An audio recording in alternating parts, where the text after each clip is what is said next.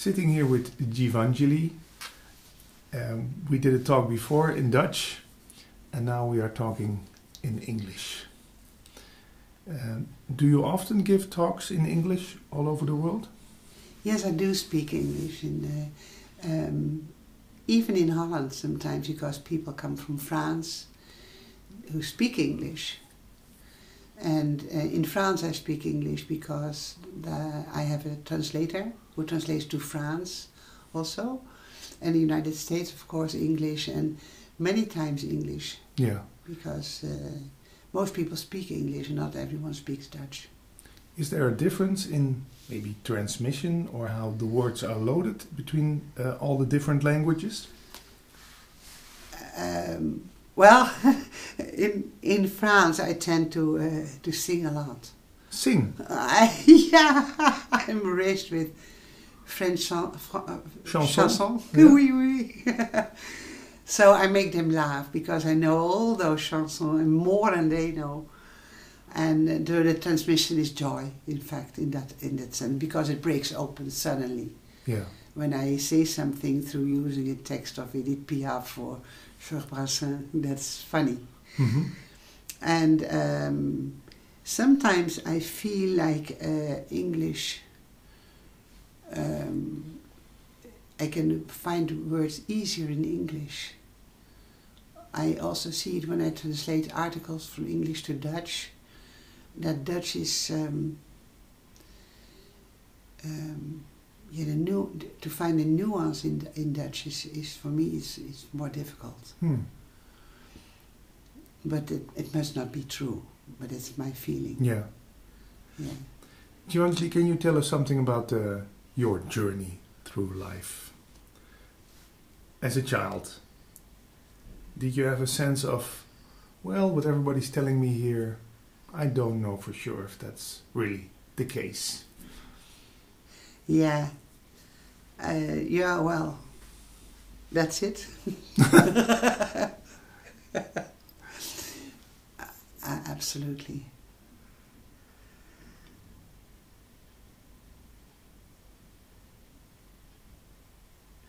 I have always wondered as a child, as early as I can remember,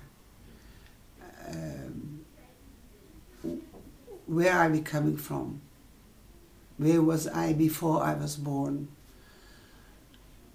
What is infinity?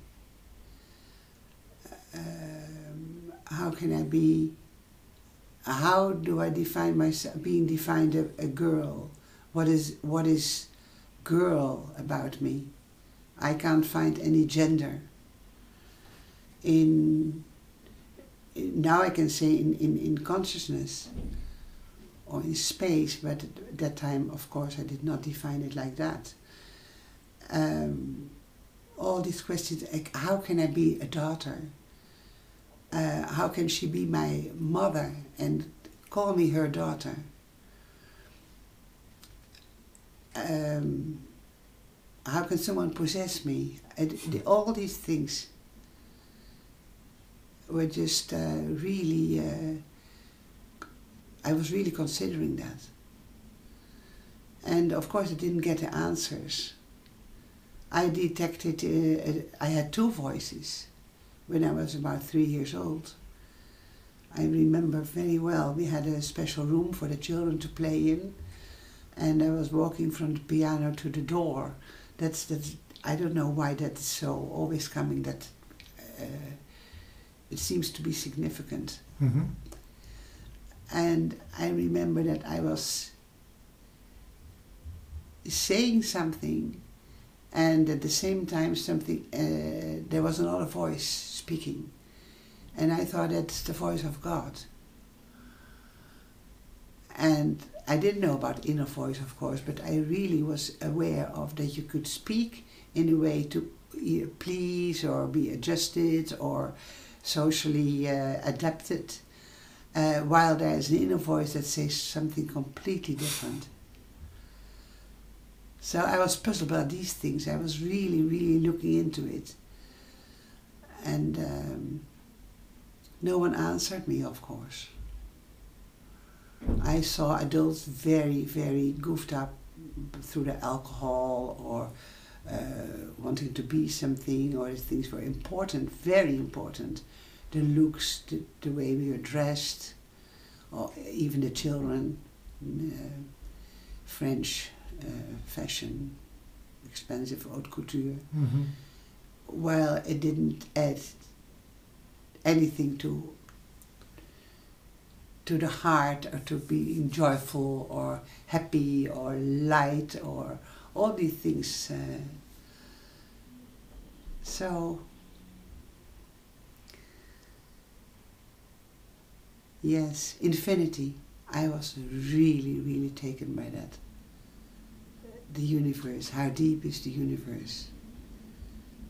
And if there's an end to this, where does it rest in? Do you recognize Mm-hmm. that? Yeah. Yeah. And how can infinity be? How come there's taste and vision and life in all these forms? How come we think that plants are different from animals and different from humans, and even rocks and mountains?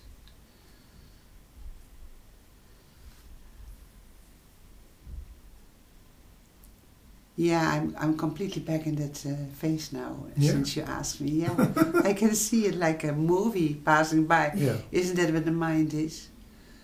Just all these images, all this imagination, Image in action. image in motion. Yeah. So in your childhood, did you get answers from books or people, or was that very much later in life? No, I was not getting, I was really turned down. I was really turned down. Hmm. I had a direct experience when I was about 2.5 years old. And I think that was very important in my life, because really my mom couldn't stand me. She couldn't mold me or understand the kind of child or whatever. Some children, when they are neglected, they go sit in a corner, but I was the one that made the most noise. Hmm. Yeah? Yeah, I recognize that. Yeah. You recognize that. Yeah. I made a lot of noise. Yeah. So to create, now I can say, I'm 70 years old, Mm-hmm. I can say that now, it was to create an effect. Any reaction is better than being completely neglected. Yeah. Yeah. So one time, I think she was desperate, and she was very pained inside, I can see. I have a deep compassion for my mother now. And she grabbed me in the bathtub and she pushed me under the water. Oh. And I can remember the struggle. I can see it, with the struggle to grab me like kind of getting grip of an eel. You know, it's slippery, and then she got it, and she pushed me under. And there I came in a boundless silent space. And it was amazing. There was no form. There was silence and infinite. There I got it, my infinity. Yeah. Infinite. And wonder. I remember, if there was any quality in that space, it was wonder, like amazement, like, wow, this. And then she pulled me up again. I think just before I would snap the cord with the body, and I was like, oh, there's the reflex of getting air again. But I knew there was something. I was fascinated. All of my life I've been looking for that. What was that? And where is that?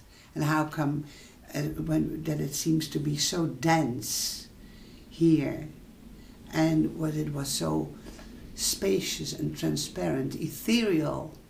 Where is that? It must be here too. If it was in me then, It must be in me now, Yeah. but I don't see it anymore. So I kept digging and digging and digging and digging. The answer was never in school, of course. The teachers. So I knew I could not learn from any adult. It was so. I was born in 45, so it was not so common. It's now very fashionable. To talk about these things or Yeah. to find information. Yeah. I remember in our Dutch interview you told you started searching inside the body. You were very interested in how the body worked. Oh, yeah.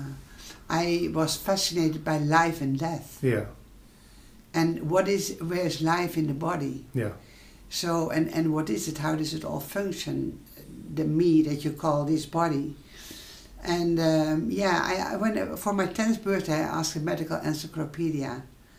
And I read it all. And I was fascinated by the body to find in the whole inner part like this, to how this is all relate to something else.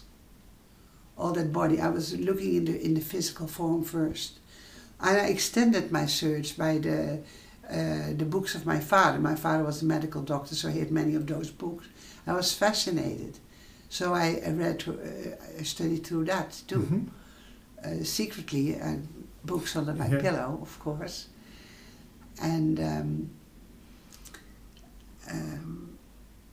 then I didn't find the answer. It was not enough. It was fascinating. I knew a lot about the human body and anatomy and the illnesses, what it all got when something is wrong, like with your car. Mm-hmm. But what is life itself? There was no answer to that. You could not find that there in those books in No. that body. No. No. What is life? Yeah, and what is that? Yeah. It's so significantly different to look at a body when there's life in, and when the life departs. Yeah. That's really amazing. Yeah. And significant. Makes all the difference, isn't it? Yeah. It suddenly starts. It doesn't move anymore. On another level, of course, because when you look with the microscope, there's a lot Going on. happening Yeah. after death too. Yeah. Decay. Yeah. Yeah. So, did you play the human game for 10 or 20 years? Getting married, getting children? You all did that?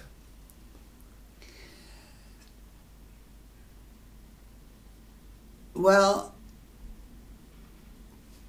not as a regular teenager, because we were living in some kind of a castle. My father was gone. He left the family, and it was a building from 1627. A real castle? Ja, it's wat is een landhuis, een buitenplaats. Mansion. Buitenplaats. Oh. It's like a 44 rooms. Yeah, I yeah. mean, Oh. and a building Yeah. in the park with Yeah. for the carriages, Yeah. and such a tea house, Yeah. and a lake, Yeah. 2 acres of park and 20 acres of woods Wow. on the river Vecht, because it's from the Golden Age. Huh? That sounds like an expensive house. Yeah. So we rented it for, hardly anything. So Oh. when my father sold his practice, he paid 25 years of rent in advance, 1,000 guilders a year. Oh. He thought, let's pay it all. And then Yeah. he left, so we were there. And my mother was taking a lot of attention. She was really, really, really difficult and pain soul. So my teenage years, and because I was living so remote, were really to take care and work in the house, and we were also wearing those costumes from that time. Yeah. And we have all those fireplaces and all the candles, and And she would not tolerate friends in the house because my friends would never behave in the good way. My mother really was a pained and a fantastic woman, but a very pained soul. Mm-hmm. I can say deeply pained, so that's why I use the word soul. And so when I left the house when I was 17, I had never been in the world really. It was like for me, like I didn't know the music of the world, classical music, of course, we only, and French. Chanson. Chanson, Mm-hmm. oui. And speaking French, that's chic, n'est-ce pas? Yeah. Oui. And so after that, yes, I went to Paris for a year. And I was in the ballet school, the Place de la République. And then when I came back from Paris, I needed a job, I needed to education also, and I was still fascinated with life and that, so I decided to be a nurse in the hospital. Yeah. But I think I've never done the usual teenage stuff and all of that. Yeah. Was that a miss for you? How do you call it? Did you catch up with that later in life? Or like Michael Jackson did, he had to work all his childhood? I don't think so. No. Because still I was too much fascinated in the nature of things. Yeah. So I never really fitted the fun and all that. Of course, yeah, I had boyfriends. So, but not like in a relationship or so. And then I met this man, this man that really was. Yeah, he said he would he loved me. Yeah. And I loved him. I think he was more eager to marry a woman that was living in that castle. Ah, yeah, yeah. Because we were quite famous at the time. Yeah. I wanted to marry into a rich family. Yeah. Well, the Yeah. wealth was not there. Looked only like that. Yeah. Facade, huh? Yeah. Beautiful, skillfully, but Built not facade. in the wallet. No. So you married this So man? I married him, yeah. We got 3 children, 3 daughters. I always knew it. I would have 3 daughters before I was 30. Oh. And that's what I did. Then he said, I'm not really a family man, and he left. Oh, he left you with 3 little children? Yeah. That's a big, how do you call it, challenge? Yes. And it's very funny how existence does that, because I really married and I really recreated this family, in my view, to not repeat my own childhood. And existence gave me exactly the same repetition. Yeah, a husband who left. Yeah, and a family that is lacking a father and all of that. Yeah. Maybe the difference is that I was not my mother, and I was really playful with the children and completely with them and in them and seeing them each as individuals and very creative. Yeah. So, was that a difficult time? Yeah. Financially, you didn't. I imagine you didn't have time to go to see the teachers of the world during that period. No. No. So I remember I was first reading dictionaries. You see, I don't fit really in peers. Or, I mean, friends of my age to do each other's hairs or try some makeup or go shopping. Yeah. I never got it. I still don't get it, shopping. What is shopping? Yeah, looking to fulfill that hole in When I need something, I buy it. Yeah. Nowadays, often online. And when I don't need, I'm not going to walk through a city or whatever to see whether maybe there's something I want to buy. You come home with a bag full of stuff. Yeah. It costs a lot of money. You can use it or give it to someone that really needs it. Yeah. And then where to find a place for the stuff again? And then you have the same Yeah. emptiness of. Yeah, it fulfills for a little moment. You go shopping. it's a sort of an ego thing. Now I'm fulfilled. But after an hour, it's laying there. You know when I'm really fulfilled? When I throw things out. Yeah. You say you started reading dictionaries. Yes, dictionaries. I can see myself sitting on the board of the swimming pool. And my children having a lot of fun, and I was reading dictionaries. Yeah, because the root of the words were fascinated me too. Where's language coming from? These words must have a very deep and wisdom root. Mm-hmm. I love to do word clearing. Takes words apart and see. It's fascinating. Yeah, I recognize that. Can you remember some words that gave you that? Oh. Yeah. What about the word enthusiasm? Do you know? Yeah. Enthou. Ent Yeah. is Greek. Yeah. And it means in. Yeah. And to is from theo, thous. Yeah. It means God. Mm-hmm. It's enthusiasm is really being in God. Yeah. When you say with your work, Patrick, when you're in enthusiasm, and it's not you doing or anyone, it's just God doing. Yeah. Through me. As a vehicle. Whatever. You are God. Yeah. Yeah. I'm being God in his fullest. When I'm in his enthusiastic. fullest spontaneity. Yeah. That's enthusiasm. Yeah. And it can be very subtle. I mean, that it's fantastic. Yeah. So when you look into the words,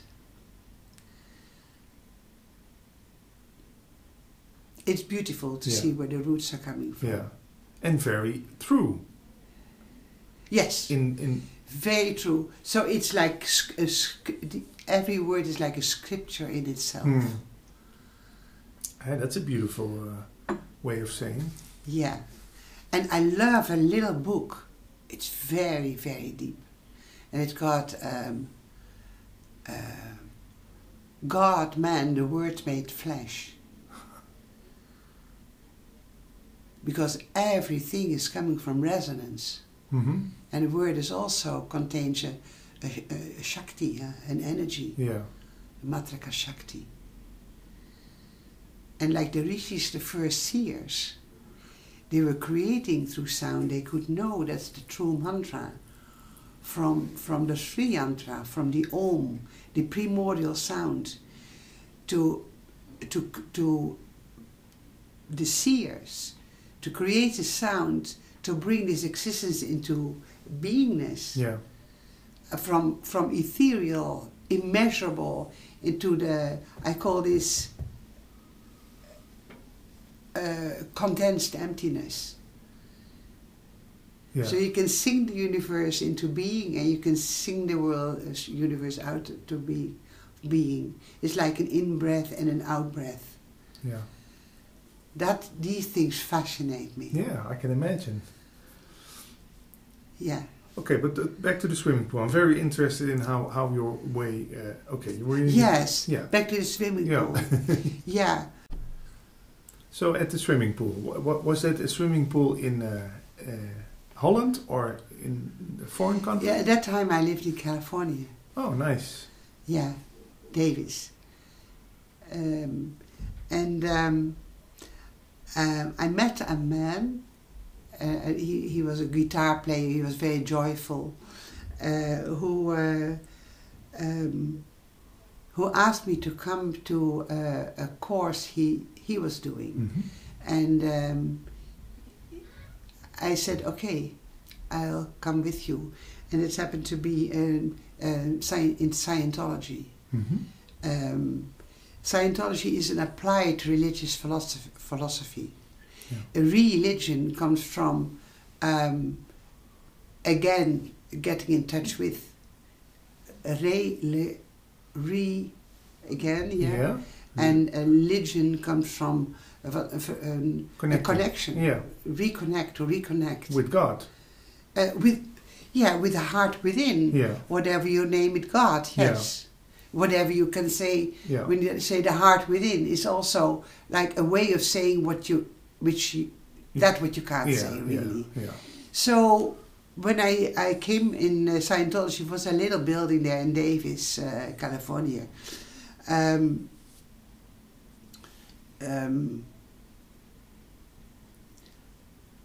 I was advised to start doing a communication course. Mm-hmm. Com means two, and union is one. Yeah. So where the two are one. Yeah. So isn't that beautiful? Com, union. Yeah. Real communication. Real Yeah. communication. That's the base of the universe. Yeah. Is nothing to do with personal. But the real communication, that's what makes everything turn. Yeah. Like we're doing right now. Yeah. Absolutely. Yeah. And it was very, very good to do. Because it was answering in a way already a lot of the dramas and the misunderstandings and the suffering of my mother and all of that, because just not having any idea of true listening. Yeah. All these drills we did.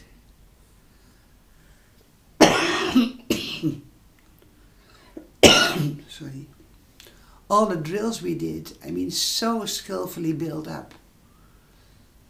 Communication drills to not be distracted and stay with what you really want to ask. And this TR0, oh my God, so beautiful. Just the first assignment was to sit opposite each another person with closed eyes, and it said to be, just to be. Yeah. Comfortably sitting. Well, that's the base of communication. That's the base of communication, isn't it?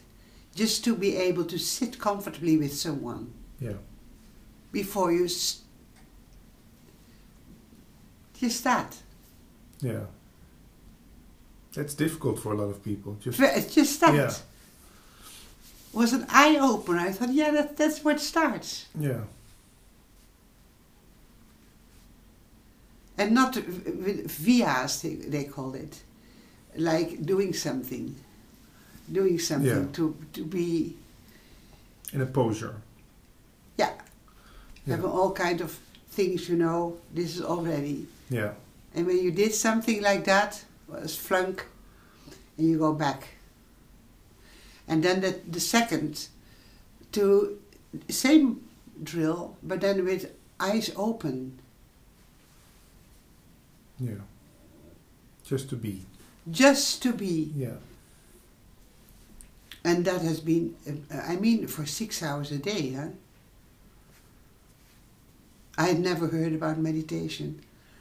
But that's...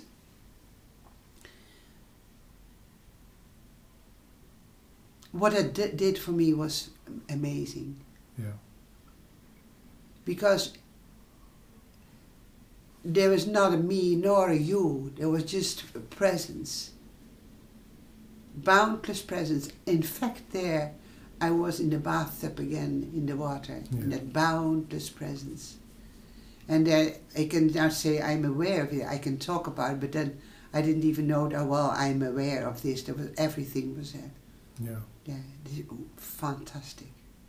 And this playing field, the playground of nothingness, to dance upon like waves on the ocean.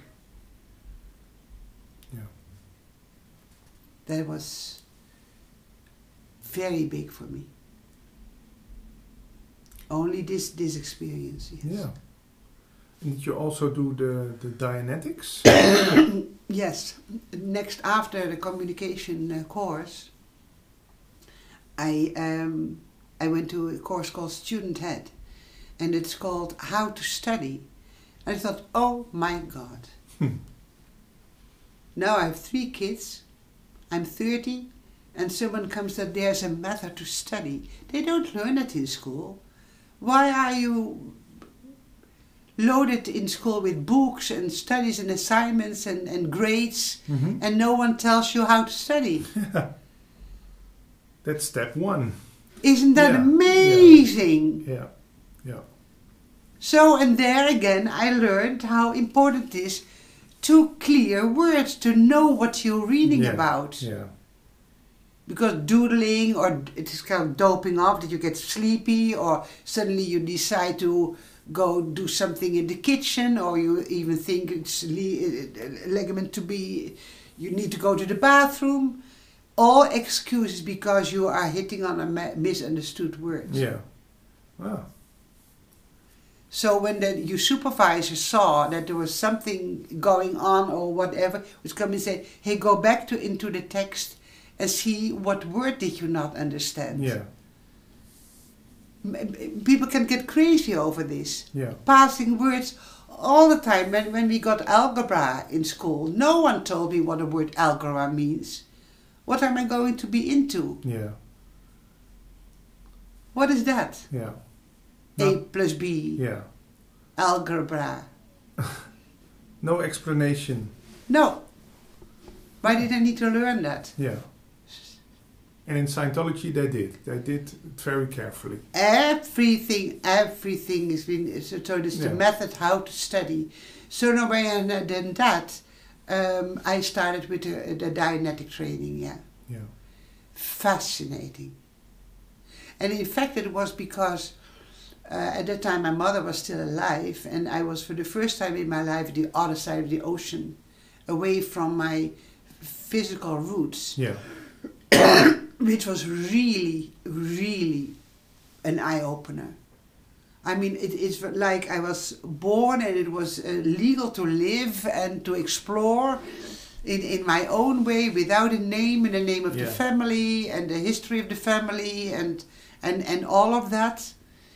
And then when I had any emotion or feeling, and I would say my mom, I was very little, and she would always say, you can't have any feelings because you didn't experience anything. So then I could, like, inhibit, you know, a little bit crazy. Yeah. But so it was a field to explore for me. Yeah. You came alive. I absolutely. Yeah.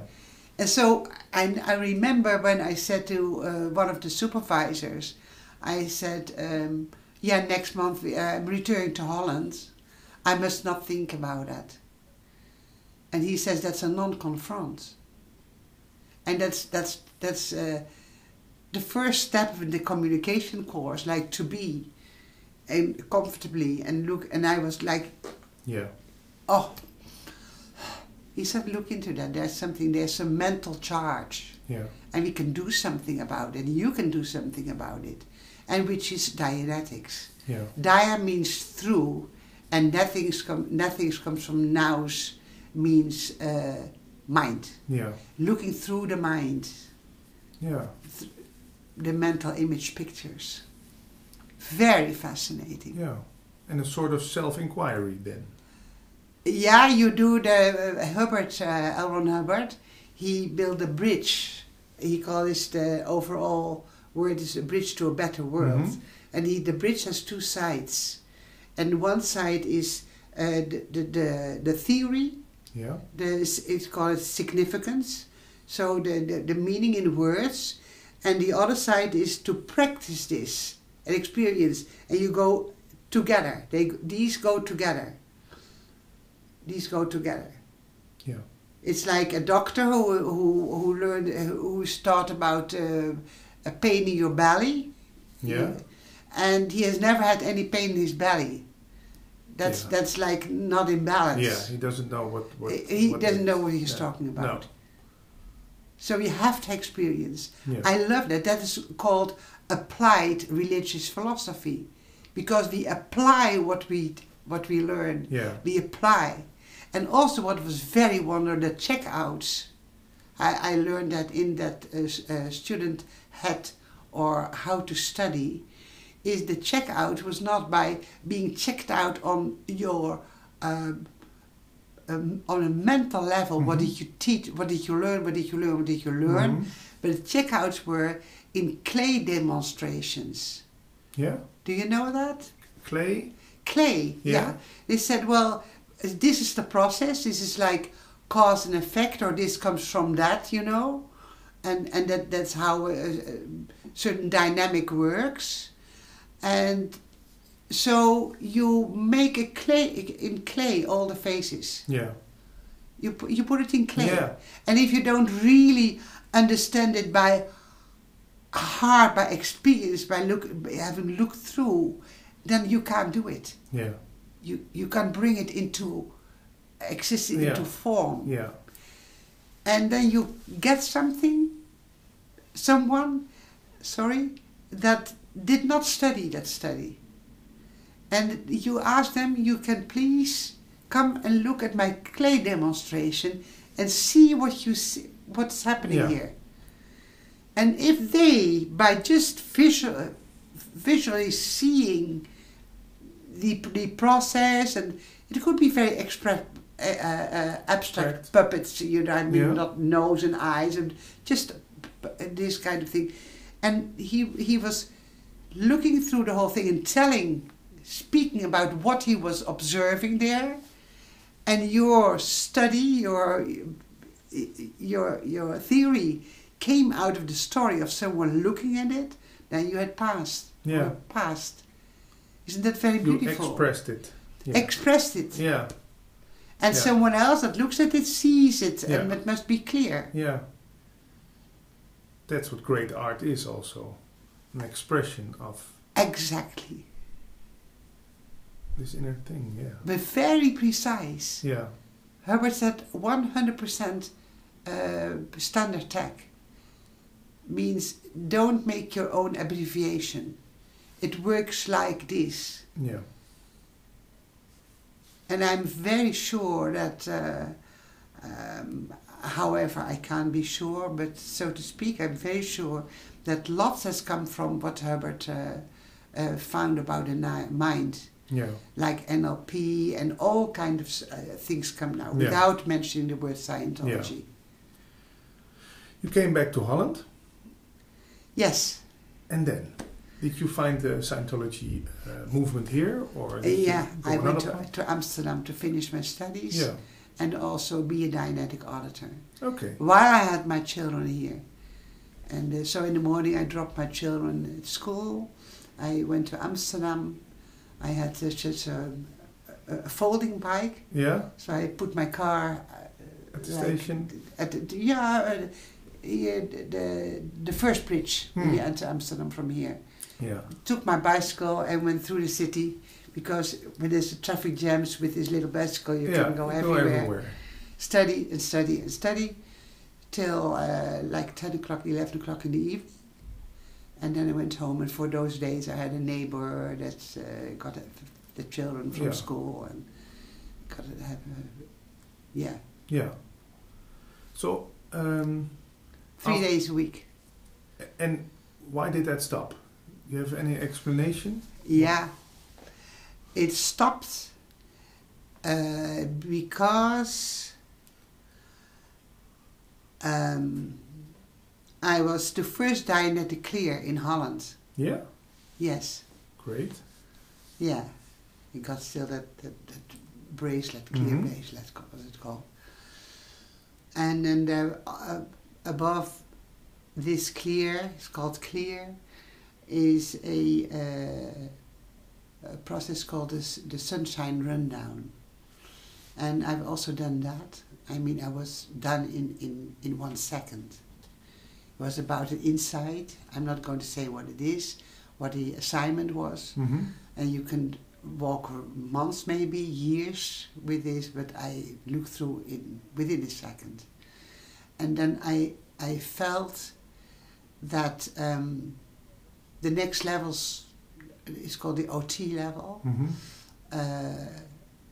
operating Thetan.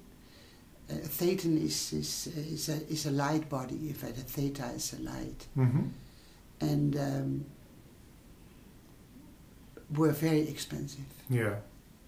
Very expensive, and I felt also that the period to study and study and study, and also of course the practice, because as I told you, it's in balance. I wanted to dance. Yeah. I wanted to move. Yeah. I wanted to celebrate. I wanted to just live. Enjoy. Enjoy. I enjoy and live this. This. Yeah. So that's when I met Osho. That's what I wrote to Osho. I said I've studied and studied and studied. And now, the medical encyclopedia, the dictionaries, the Scientology, and I feel my heart wants to dance now. Yeah. And then he gave me the name Prem Savat, means love is real, love is reality. And you've been to Osho in India, or was he in India? Yeah. You spent time at 3 weeks. Yeah. I had no more time. I had no money, and I could borrow some money from a friend. I had a job. I could not get more than 3 weeks, and I had 3 children. Yeah. So but I had one wish to sit at the feet of my master one time in my life. Well, for now I've been in India for 30 times, at least. Yeah. Because, yes. So the first time when I came in the ashram was in 1987. It was the first time he was speaking after 3 years and the whole thing that happened in the United States. And I was called in. I could come into the Lao Tzu house. I remember Osho coming. I was sitting there. I mean, the mind, this is where I really know I cannot rely on my mental thinking. Well, there's no other thinking than mental thinking, because the dream of our life is coming through. Osho steps in. Yeah. I'm sitting there and I'm thinking I would like to have French fries with mayonnaise. I thought, wow, this is amazing. Yeah. How this mental body just wants to block this for some Monday and they don't even like it. And he was so transparent and so small, Osho. He's not tall. No. And it was beautiful. Yeah. I don't remember any word, but that's what I'm saying to the people that come to satsang with Giovanni also. If you go and you don't think, the heck, what did she talk about? Then you have listened. Thank you. Because we are not transmitting words. It's in fact Shakti, and no one does that. It's not a doing. Yeah. It's happening or not. It depends on how open the hearts are, how receptive we are. And how do you know if someone offers something is open? You know it immediately. Don't you? Yeah. You know it immediately. And in fact, it's open when there's no evaluation, invalidation, or interpretation. Real communication. That's real communication. Yeah. No expectation. Yeah. No plan or nothing. No. Yeah. And it's very rare to meet that. Yeah, but also peaceful and beautiful. To me, that's the only way. Yeah. I think this is why I can play with a 2-year-old easily. Yeah. Because, you know, my grandson, 2.5-year-old, my youngest one, was here last week, and he is enthusiastically playing. Then with the drums, he's dancing here, and I don't have to wonder, does he really want to dance now, or does he show up for me or whatever? He is just consciousness moving, you know. Expressing. It's like a dog. You Yeah. run, you run, you run, and then whoop, and then you sleep. Yeah. Or you drink when you're thirsty. You Yeah. eat when you're hungry. Yeah. And there's no mental how it should be, or what or to make an impression on someone or Yeah. whatever. That's all gone, and you know it immediately. Yeah. I've heard so many times, "Oh, Givenchy, but you're so sensitive. You look through you know everything." Yeah. Yeah, you are myself. Yeah. Do I not know myself? I call it the dolphin antenna. Here, Mhm. it's completely red here. That's the unilateral eye. That's the one that sees. Yeah. That sees through and beyond. Yeah. Not the two eyes. You cannot see the two eyes, really. Mm-hmm. I mean, when someone has this Botox or whatever in their face, I say, "Oh, well, this is an old lady with Botox." That's what I see. Yeah, of course. I don't see a young lady. No. So, you came back from India Yes. to good old Holland. And were you then still, were you a sannyasin? Did you? Yeah. Yeah? Yeah. Very easy. Very easy, because you don't have to search for clothes. They stick out. Yeah. Yeah. You walk you go in a shop Red. or Albert Kuip, the market, Yeah. and when there's no red, you can go. You know, you can see it from the doorstep. Yeah. That's handy. Yeah. Yeah. Yeah. And you've been to... And this mala, huh? And I was yeah, of working in course. the elementary school at that time. with the mala. With the mala, Yeah. and then coming back with the naam, Savab, Yeah. Prem Savab. Easy, the children just run up to me, don't even see the color of my clothes, and look at the mala and say, "Oh, he must be very sweet because he looks like my grandpa." You know, Yeah. that's because there's no... Yeah. No pre-assumption. Exactly. Exactly. Yeah. And the principal of the school came to me, and he said, "We are proud to have sannyasin in the school." Ah, great. Yeah. Yeah, I was happy because it was a Jena plan school, a certain method, Yeah. and they are dependent on the students. So I thought, if parents are going to take their children off this school because there's a There's a sannyasin walking around, then I have to go. Yeah. But he said, "We are proud." Oh, that's great. Yeah. Yeah. So we're now, let's say, in the 90s, I guess. Yes. Yeah. You stayed as sannyasin for a couple of years, In the 90s. Yeah. and then Oh. did you start talking yourself already, or is that? Oh, yeah. I started, I was in Pune, Mm-hmm. and I did never go into any, into a I didn't go with a red family feeling. I didn't go to find a relation, a boy, a man, let's Mhm. say that, about men. And I just went to see my master. And I didn't even know the word Dharma. But just this was my single focus.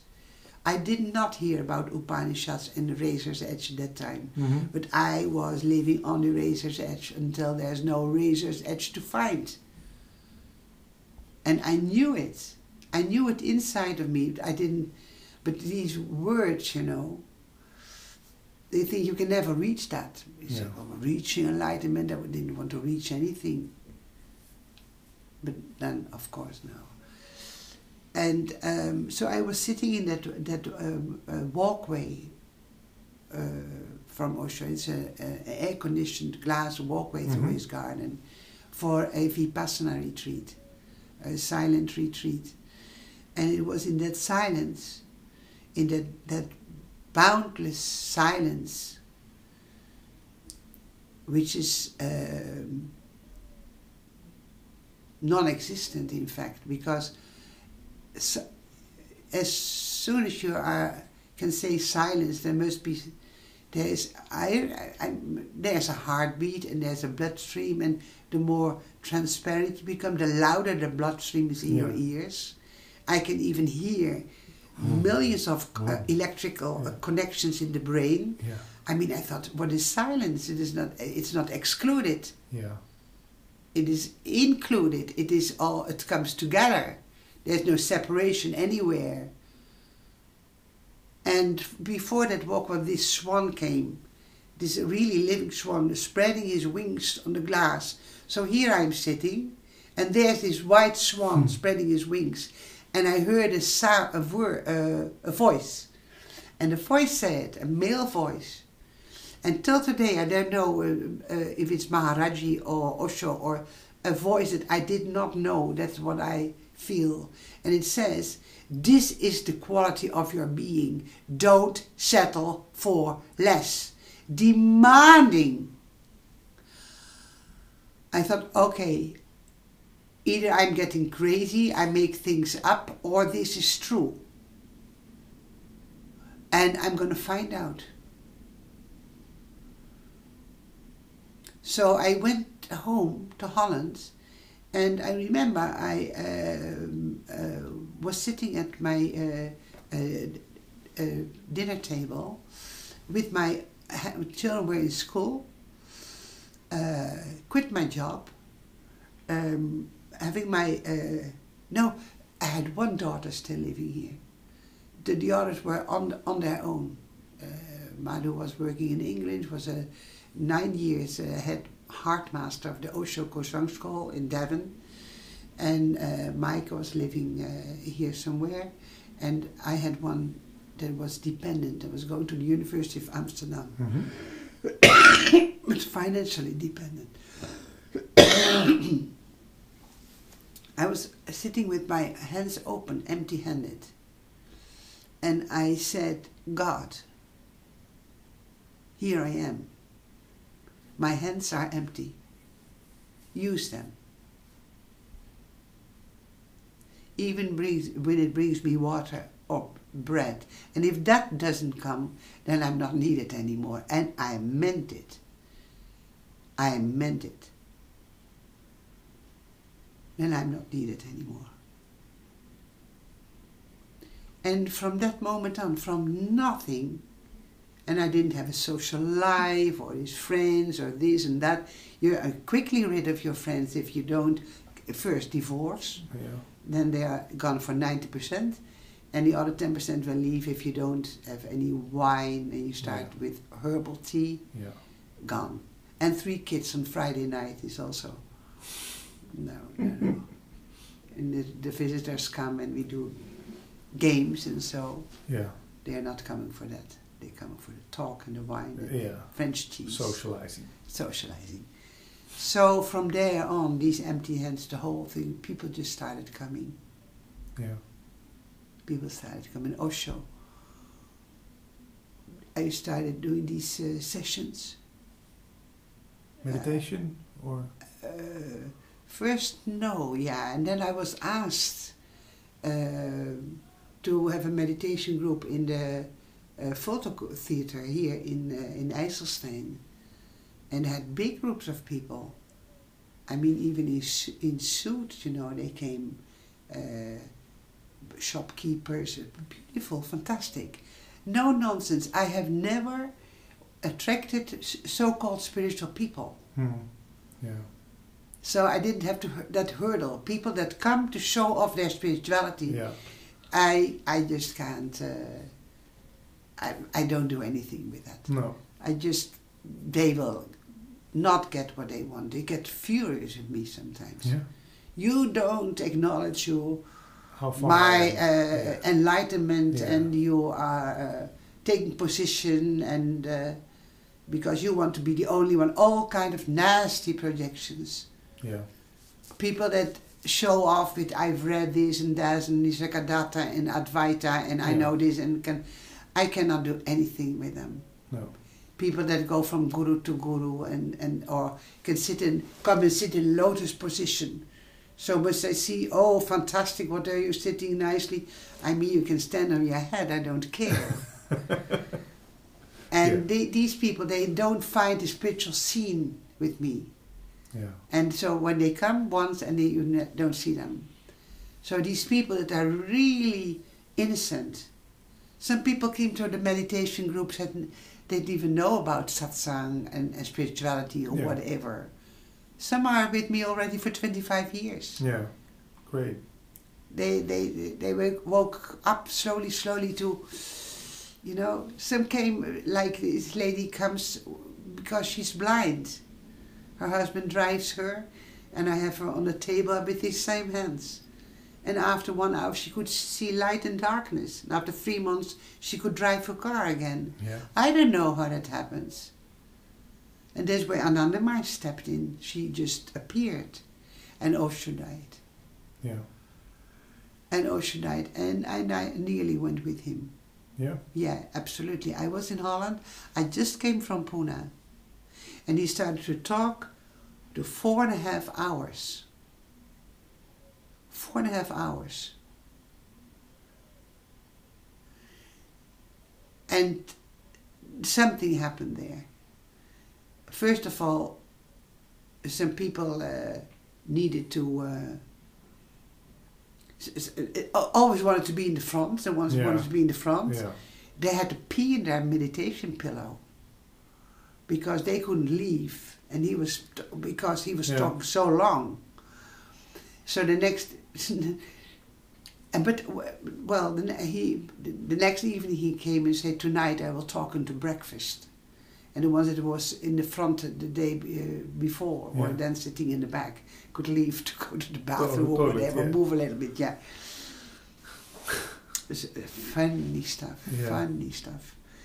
But he was talking there, and I was sitting in the back because I was not liked by the important persons, and and he another body came from his body.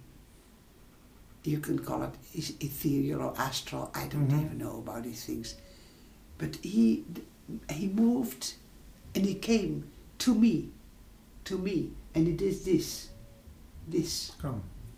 Come. And I was with a friend,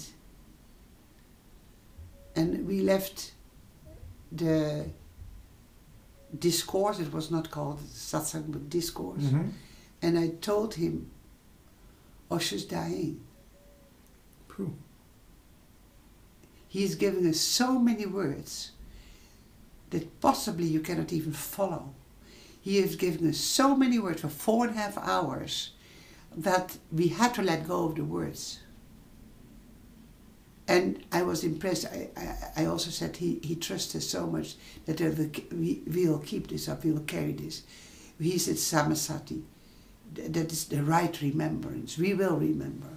Buddha said samasati, means I am the Buddha. Samasati, the right remembrance. He can go now. He can go. Because we do not forget. Yeah. And then I went to Holland. And then I heard someone call, but he left his body. But I left my body. Same time. Yeah. I was just, that's amazing. I would Maharaji would say, the gates of Jiva Mukta are wide open. When your master dies, it's the opportunity. It's the opportunity because everything is open. And in this love, in this deep love surrender, not sticky love, not even love you can name. You could not even say unconditional love because there is no conditional love. Conditional love is called politics, you know. It was amazing. This man was sitting here in this living. He saw me go. He pulled me back. Yeah. He said, "You stay here." But Osho didn't really leave me, because all the sessions that I did with the hands, I started these meditation classes. People just came. I never made any advertisement, nothing. And it was all Osho energy. I mean, my hands are moving by itself. I don't even do it. Yeah. Till a point that I was screaming in the garden here in the garden, and my neighbor could have complained. I said, "I'm sick of this inner voice. I'm sick of this silent voice. Now speak to me from the heavens. What shall I do? Tell me." And then this same friend said, "Let's go to Amsterdam to see a Osho video." I said, "I have 30 here. Yeah. I don't watch them. And why shall I go do that?" He said, "Just to be in our place." Yeah. So I went to Amsterdam, to this called Supernova, that meditation center of Osho, and I was sitting in this big room, and because the video would be there all by myself, and a Sayan came in. It was my Tai Chi teacher, and he said, "You're in the wrong place, because someone else is coming here. We have a video upstairs." But I was in this no thingness. And I thought, what does it matter whether I sit here or there, or nothing in me moved to stand up and, I have to see that video, and it's upstairs. So, and then Shanti stepped in, and only her big toe, it says that the left toe is the guru toe, was this shock of recognition. I saw myself. From that moment on, was just, I listened. I didn't know her name. I didn't know she was an enlightened woman. I didn't know anything. I think after 1.5 hours she spoke, some more people came, and Saryan came again. "How are you? I want to see you." And I said, "Who was that woman?" He said, "Oh, her name is Shanti. She's an enlightened woman. And her master is Hansraj Maharaji. He lives in Satchidanand Ashram near Rishikesh in India. And she's going now. She spends the winter time with him." I immediately booked a ticket, and I went to Lakshman Jula, and I asked an appointment with Shantimai. And the next day I could come. Yeah. It was very funny, because she said, "You can be at 11 o'clock. She can come at 11 o'clock. And I was sitting there at before 11, of course. Nice, and irons and teeth brushed. Yeah. And then someone came out of the house and said, "Shantimai is delayed 15 minutes. So she asked you to come back at 5 o'clock. I thought, well, it must be dangerous here, because they were so polite. She's so polite. Why shall I not wait for 15 minutes? I mean, when I have an appointment with a doctor, the dentist, I can easily wait for 30 minutes or longer, Yeah. So when they're very too kind and too nice and too... It must be dangerous here. That was my old condition with my mom. When she's kind, then something happens. Something's wrong. Then something's wrong. But nothing was wrong. No, of course not. I saw that it was my projection. Yeah. It's just being considerate, But I didn't know that considerate in my life. No? No one had ever been considerate with me. So when she was... I think her Zen stock has been a feather. I could stand my man, you know, in Yeah. life, and do this, do that, and be strong. And but I was not used to be approached kindly and softly. Mm-hmm. There was my danger zone. Yeah. Very, very nice how that happens. I can see it in my students too. That when you're really, really kind and loving, really from within, not like a method, you know, Mm-hmm. that they get very nervous. Yeah. Yeah. They're not used to that. People are afraid of love. Yeah. But it's still the thing everyone's searching for. Yeah. And we're afraid of it. Yeah. That's strange. Yes. I think that's a big thing on earth.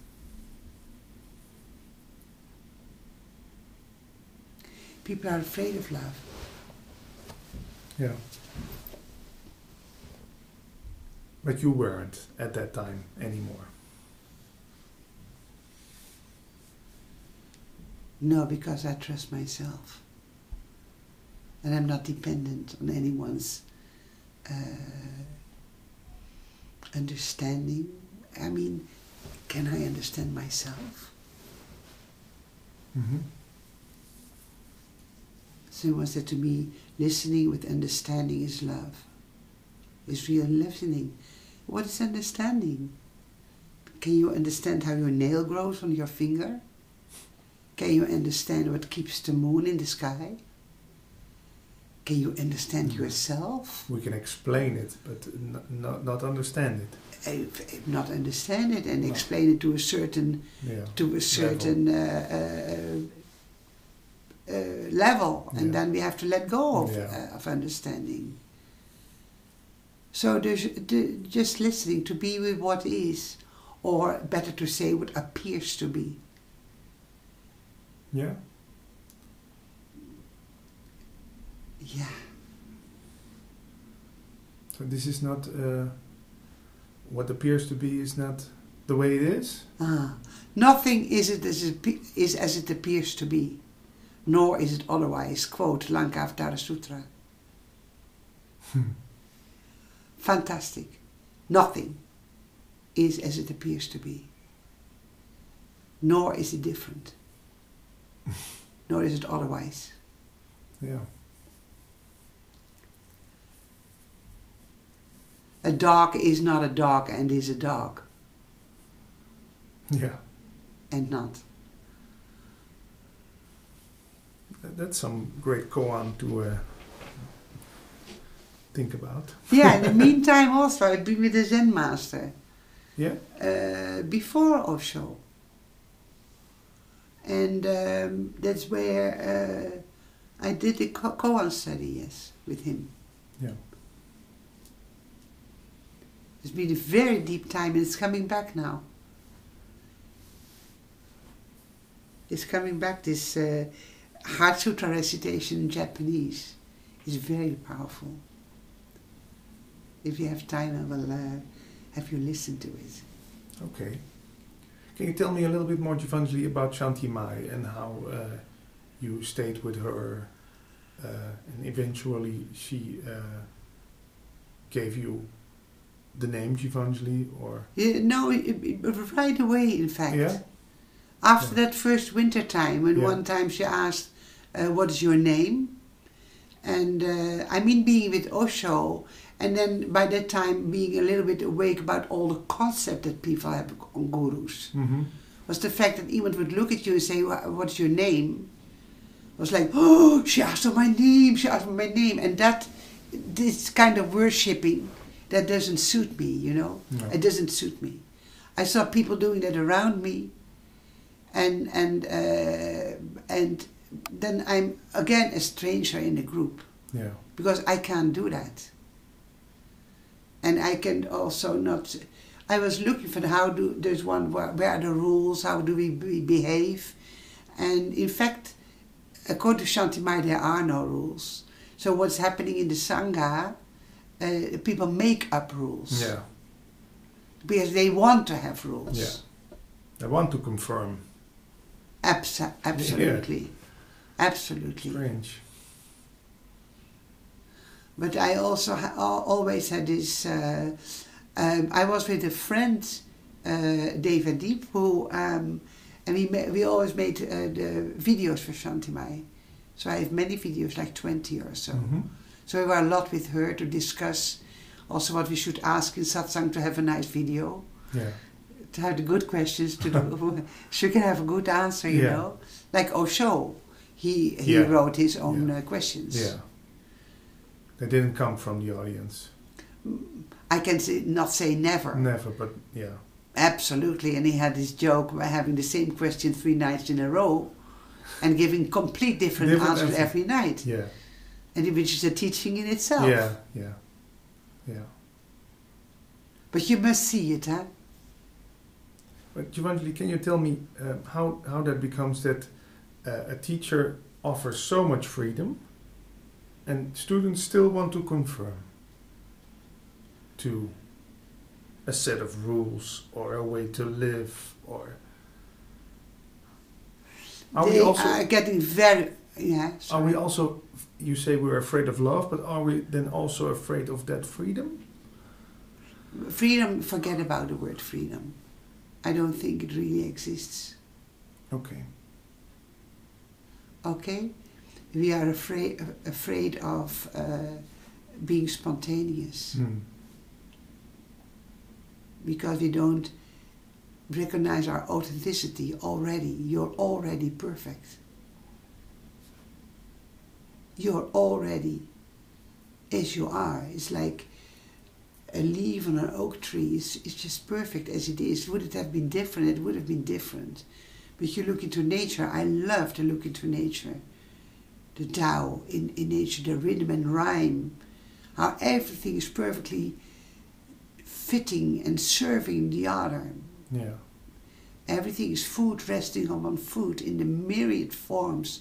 I mean, an endless amazement, a deep teaching. Yeah. The teachings are not...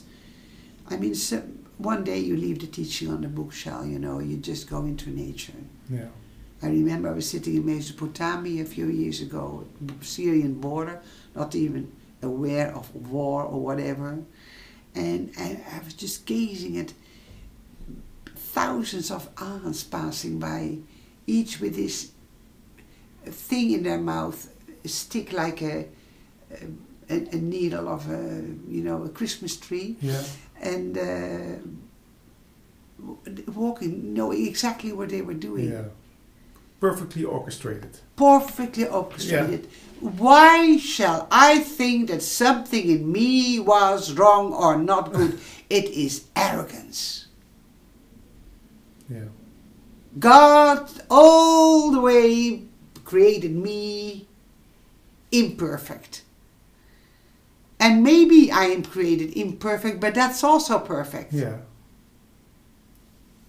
Yeah. Om Purnamada Purnamidam Purnat Purnam Mudachate Purnasya Purnamaraya Purnama Viva Shishate. This is perfect, that is perfect. From the perfect springs the perfect. Take the perfect from the perfect, and only the perfect remains. So people are afraid for that.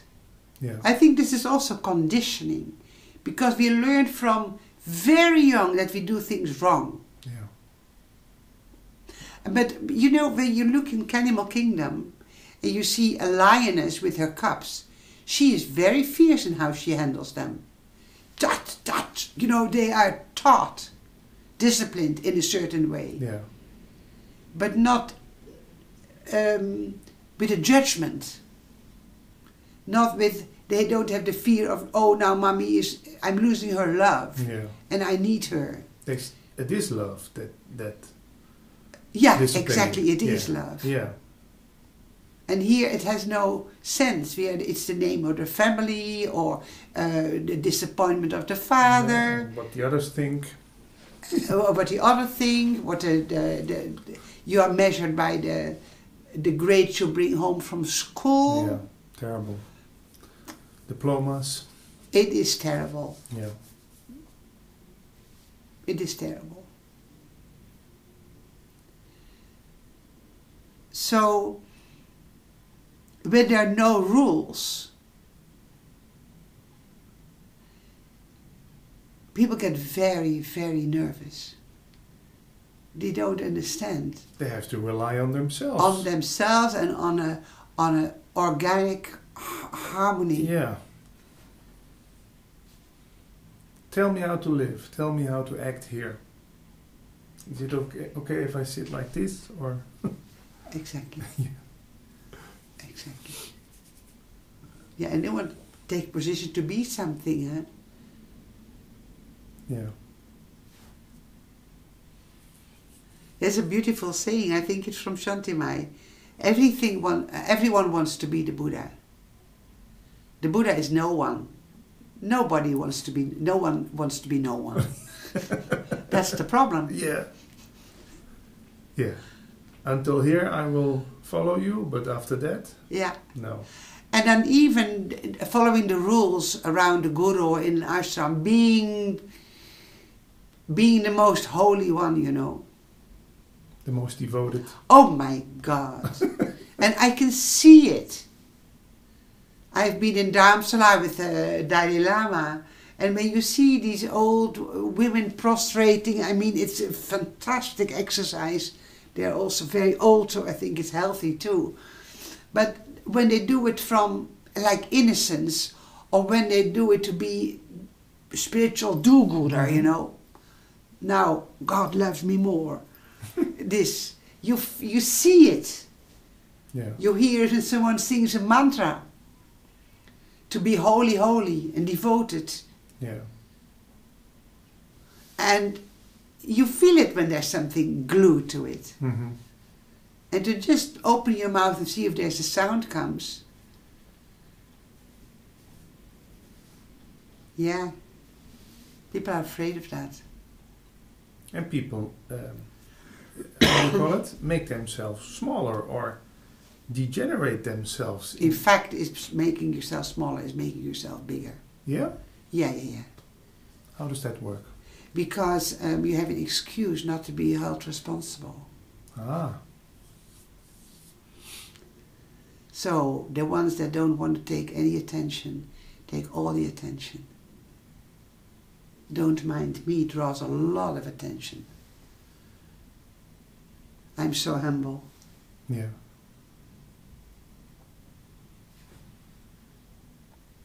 So it's some spiritual arrogance. Yeah. And do you meet that with your students following? Or do you say, come on, get real?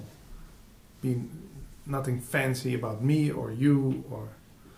I tell them I'm speaking master to master. Ah. That's a great way. I don't buy into student. Yeah. The student is a student. And a seeker is a seeker. And a seeker never finds because then it's... Yeah. So, and there's nothing to find too. I say we speak just master to master. Potentially, Guru is not a person, of course. It's the principle in all things. Yeah. So there's no difference. We are undivided essence. There's no higher or lower, there's nothing. So just to be yourself. And they come with the conditioning oftentimes as being in a school class. Yeah. Because they're used to be taught something. But I'm coming to satsang without any preparation. I'm going to Normandy for 2 weeks for a retreat without any preparation. Because you know? I don't know anything. Right. But words will come, things will happen. Always. Yeah. Isn't it? Yeah. And you don't know, is it raining or not? Yeah. We don't know who is coming there, what mood they're coming in here, or they just broke up with their boyfriend, or you don't know nothing. Yeah.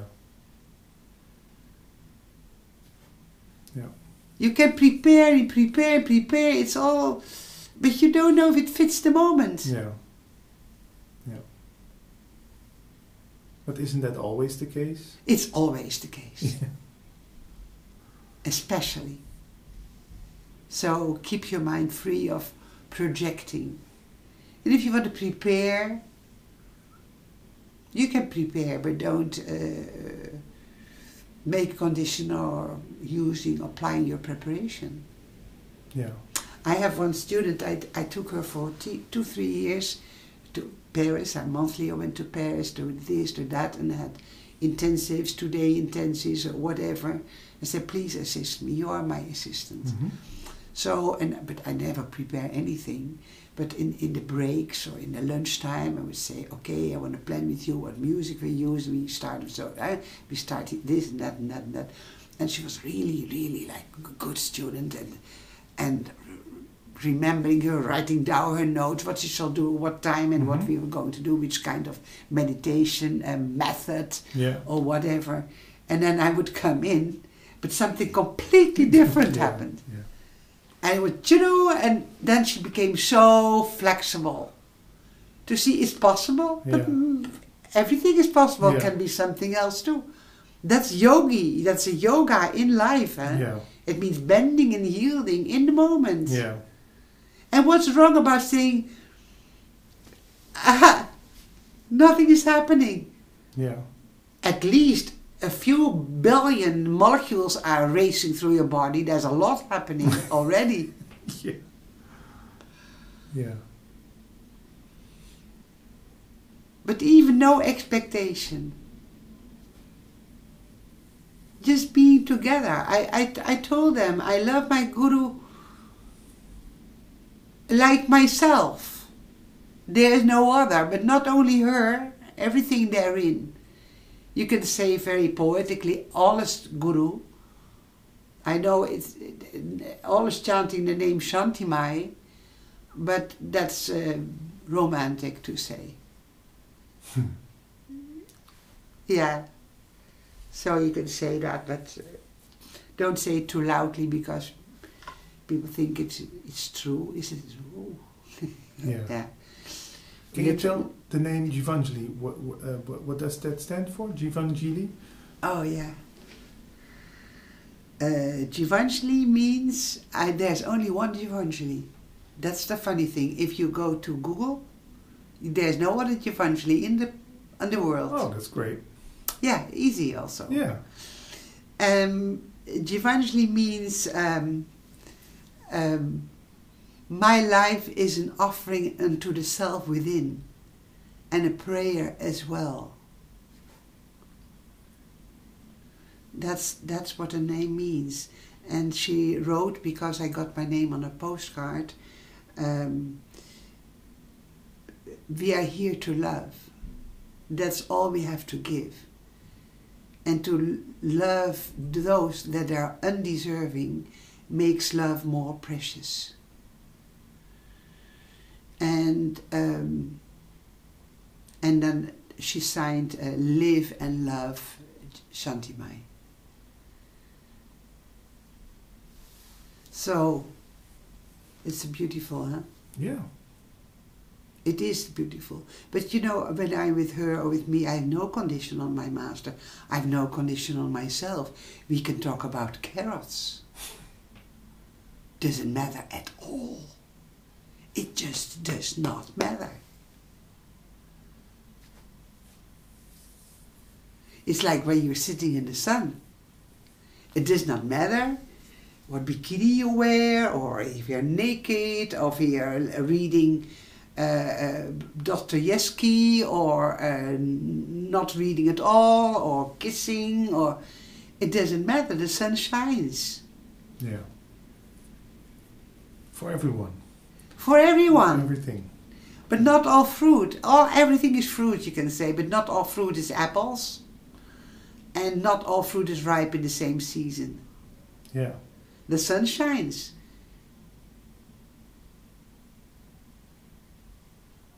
Yeah. In fact, there's nothing to do. But that's the difficulty, probably. Because we want methods, and we want this, and we want that, and we want to achieve, and we want to have advanced and not advanced, and this is just, Doesn't matter. And the beauty is, if people are with me, they really have to see that. Because we make a lot of joy, and it's not like popular, like carnival, but we have laughter, and I'm in fact very silent. I have little demands. We have no cooks, and we have no lists. Who is cooking, and what is the seva, and who is doing the work. It's all organic, and it works perfect. Yeah. And people who don't understand this, because they can't figure out, they see the list, they have no handle to hold on to, they leave me, which are most. Because I'm not really a guru, I'm just doing.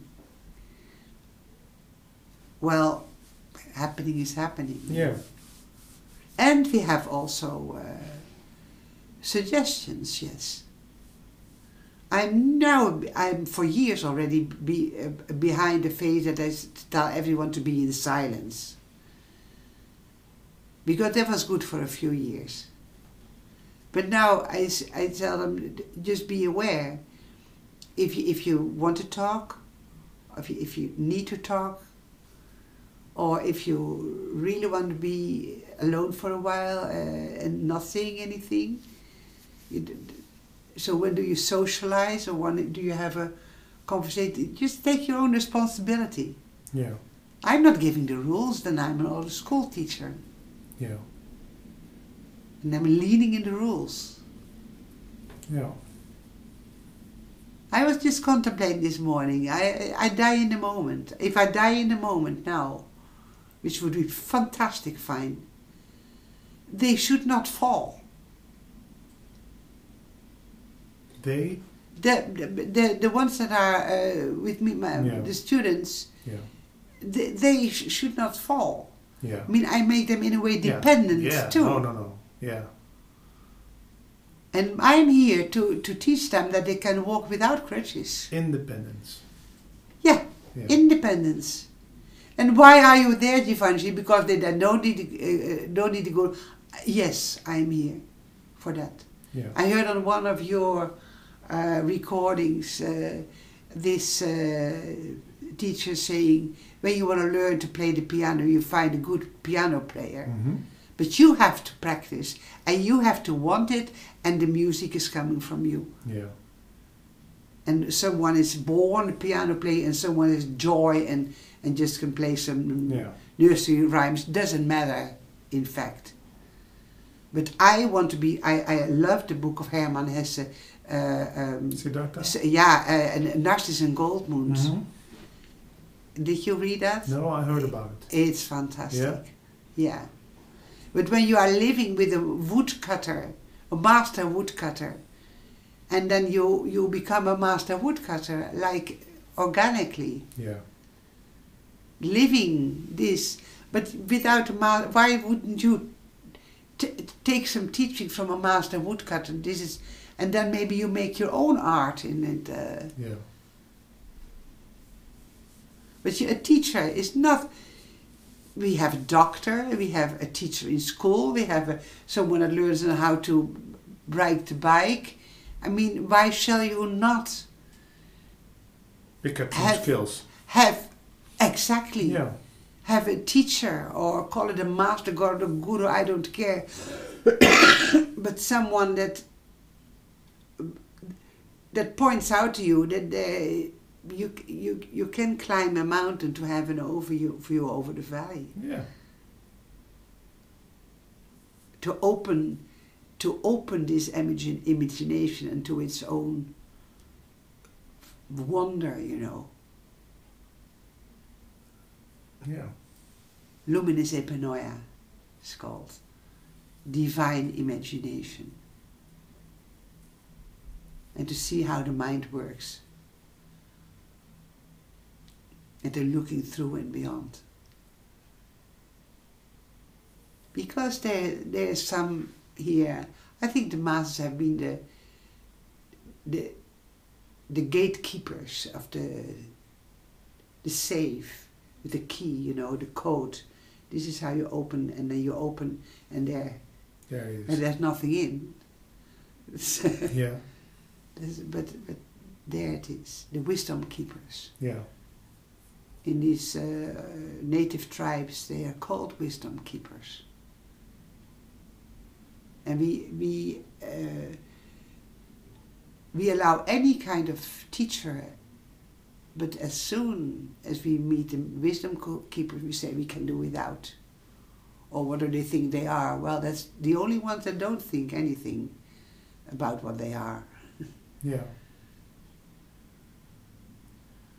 Givanjali, if there are people who want to come and visit you, givanjali.org. Givanjali.org, yes. That's the website. Any plans for 2016 with maybe retreats or visits to other countries? Or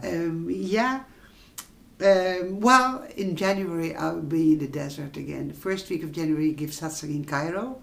I have a beautiful sangha in Egypt. I love the open... Not afraid of going to that region? No, nothing. No? I'm going every year for years. Yeah. I was in the Sinai desert. We do lots of work other than having students and satsang. Helping people. Opening portals. Ah. It was amazing. We found a portal, me and another student. She's the same team. The year before, and I was fascinated. It was not by coincidence, because I wanted to go into the Sinai desert, and then my Egyptian student Savitur, Essam Savitur, he has now a spiritual name. He can tell his fellow Muslims, I have now another name, and my name is Savitur. They all love it. In Holland, you have to be very careful. I mean, we have such a strange idea about these Muslims. The Islam. Yeah. Or the Islam. But good. I'm meeting kind people. Let's see, that's my experience. So the year after, we went with many people. And the Bedouins there made I said, I'd like to have a dinner. So they make a prepared dinner, barbecue, we have carpets, and we can sing, and we have these little, the candles in the mountains. Sinai is a lot of mountains too. Mm-hmm. And this canyon there. And the end of the canyon, there is a portal. And I said, we start with a light ritual, Arati, it's called Arati. And I had some ashes of a died friend that died with me, brought from the United States. We nearly imprisoned because they thought it was cocaine. Oh. Of course. I mean, they opened the... said, what is that? I said, that's my friend in ashes. He said, yeah, right. And they opened, and this, oh my God, it was fun. But I got through. And then this portal opened, and it was exactly the moment that the revolution started. Ah. It was very powerful. Yeah.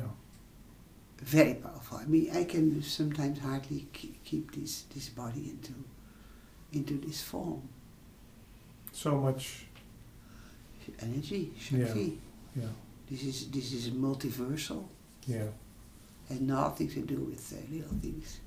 The earth is shifting Kundalini.